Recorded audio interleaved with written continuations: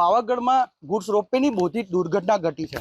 પાવાગઢ ઉપર માલ સામાન લઈ જતો રોપવે છે, તેની અંદર સર સામાન લઈ જવાતો હતો, તેના તાર તૂટી પડવાના કારણે રોપવેની મોટી દુર્ઘટના બની છે, જેમાં 6 કામદારોના મોત થયા છે। હાલ પ્રાથમિક તબક્કે તમામની ડેડ બોડી જે છે એ હાલ રેફરલ ખાતે લઈ જવામાં આવી છે। આ હું દ્રશ્યોમાં દેખાડવા માંગીશ કે આ જે જગ્યા છે એની અંદર તાર તૂટી પડવાના કારણે જે રોપવેનો સામાન છે એ વેર વિખેર થઈ ગયો છે, જેની અંદર શાકભાજી સહિતનો સામાન હતો જે પડવાથી મોત થયા છે। અંદર જેટલા 6 લેખા શ્રમિકો બેઠા હતા, જેના કારણે આ અંદર દટાઈ ગયા અને મોત થયું।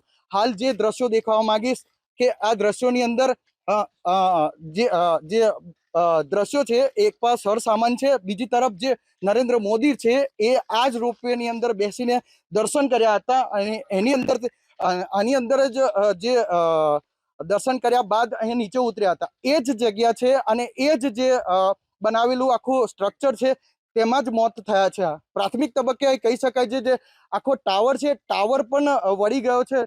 કહી શકાય કે આ ટાવરમાં ગંભીર રીતે અકસ્માત મોટો થયો હોય એવું સ્પષ્ટ દેખાય છે।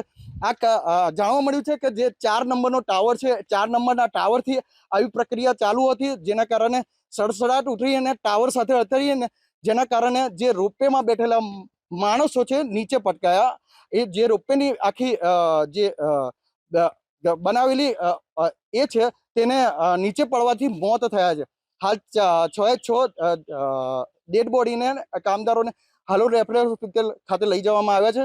જોકે હાલ હવે કયા પ્રકારનો ગુનો નોંધાય છે ને કયા પ્રકારની કાર્યવાહી થાય છે તે જોવાનું રહ્યું। વિવેક સુથાર, વીટીવી ન્યૂઝ, પંચમહાલ।